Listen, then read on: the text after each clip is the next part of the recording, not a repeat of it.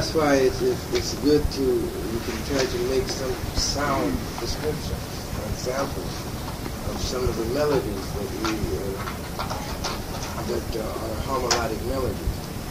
For instance, in the early 50s when we first started with Ornette, we all had come out of the period of learning bebop songs, different phrases and chords with the songs. And it was, different chord progressions were very important for you to learn when you were first starting out in music.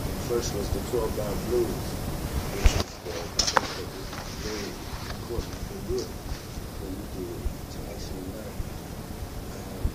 Then going into the bebop period, there was different variations of the 12-bar blues that we were, Charlie Parker was one of the composers that was writing tunes from the blues that were different. I mean, the first song I learned was a song called Perhaps. It's in C, that's a 12-bar blues.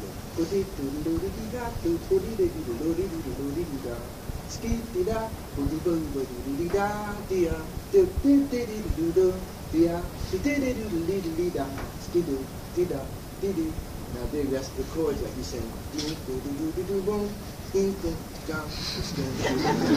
The seventh.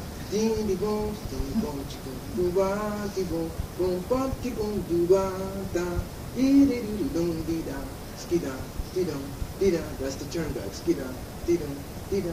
Okay, then he wrote another blues where you would have the fifth raise and you say do di da, do di di li, do di di li do da, do di li da, ski do di, do di do da.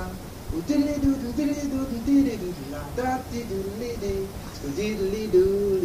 same 12-bar blues, but a variation on it by the fifth moving up. And there's many songs that can go on and on with different composers in that period of the 50s and 60s, where there was different variations of the blues, but with the same 12-bar root concept. But even farther before that, for me, it was like you would learn the shuffle. You know, the Texas shuffle, they call it. You look at Dewey, but you would play. And then you would play like you say, and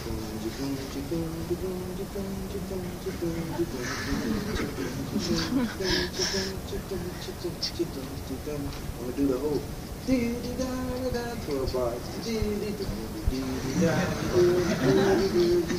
Turn back.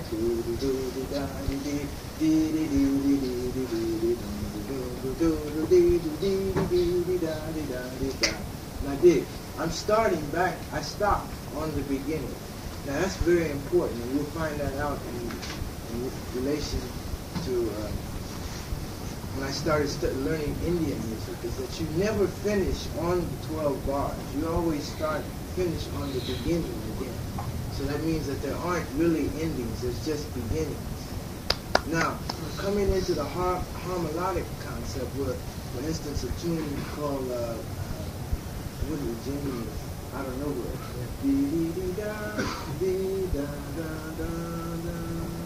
And then Ornette had written a song on that called Jamie, which said, dee da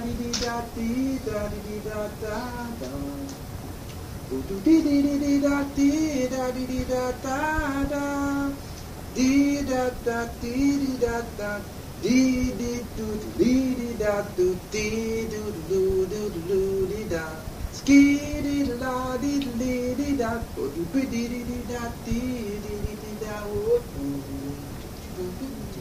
do dee dee da dee da da da do do do do da do da dee da da da dee da da. Boo boo doo dee dee dee da doo doo doo dee dee dee da dee dee dee dee da wee. Yeah. Now that, for instance, as he does that turn back dee dee doo dee da wee, that wee is a flatted 9, and that's like a period where they started using other inversions in the chords. You use like flatted 9, flatted 5th, augmented 11th. So to make a certain brilliance in the voice. And that's an example of how you take a chord from a song, to write a song against a chord pattern that has already been established, that another melody has been written. That's the example if you have harmony and they have a melody and they ask everyone to write harmony to that melody. And we all could come up with different harmonies to that same melody. It depends on how personal our actual ear is and our own personal feeling of how we conceive that melody. But then again, that you started writing songs with new forms. That particular structure was one structure, but then to write whether there's new forms, other structure.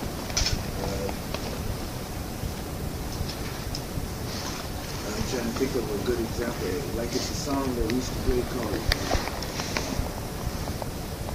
Invisible.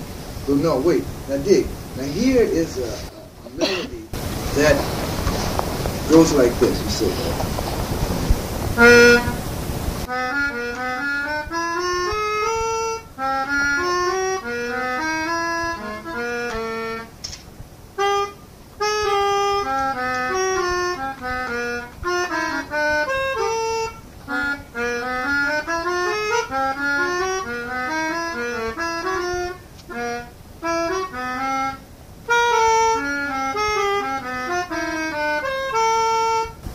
Now that, if you were thinking of that as a bass line, it would be, you would say like, you say. Now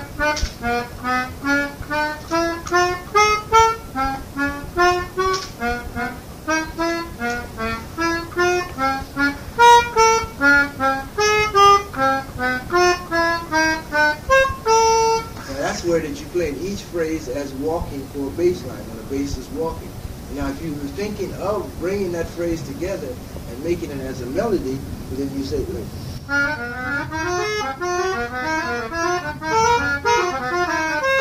That's one phrase.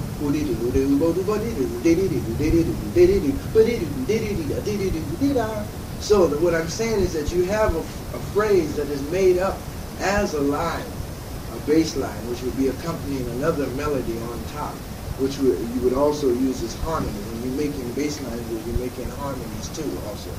So, but you take that particular, which are fourths and moving in the fourth movement or seventh movement, you could say, and make a phrase out of it, but then it becomes just one particular phrase. Now that could be like one particular harmonic phrase. I'm saying like if I was playing in the rhythm section and it's something like this.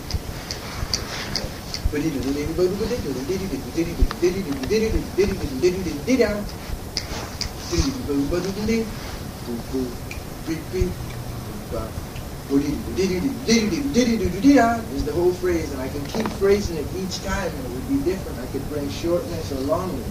And what I'm saying is that within the harmonic system, you can play phrases like that. Now, Ornette he has the knack and the art of playing the concept where that he can play phrases after phrases, swinging, and all the phrases will have that purity in intervals, which makes the swing.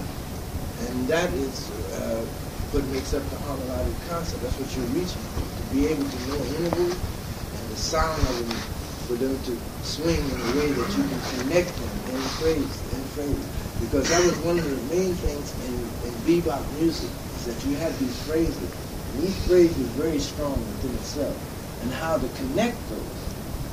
And it was like the thing of really making it swing. Is how you could connect all these phrases and change up in the phrases, not just keeping one steady eighth note line going, but changing up and making phrases within the line to make it swing and to still be connected.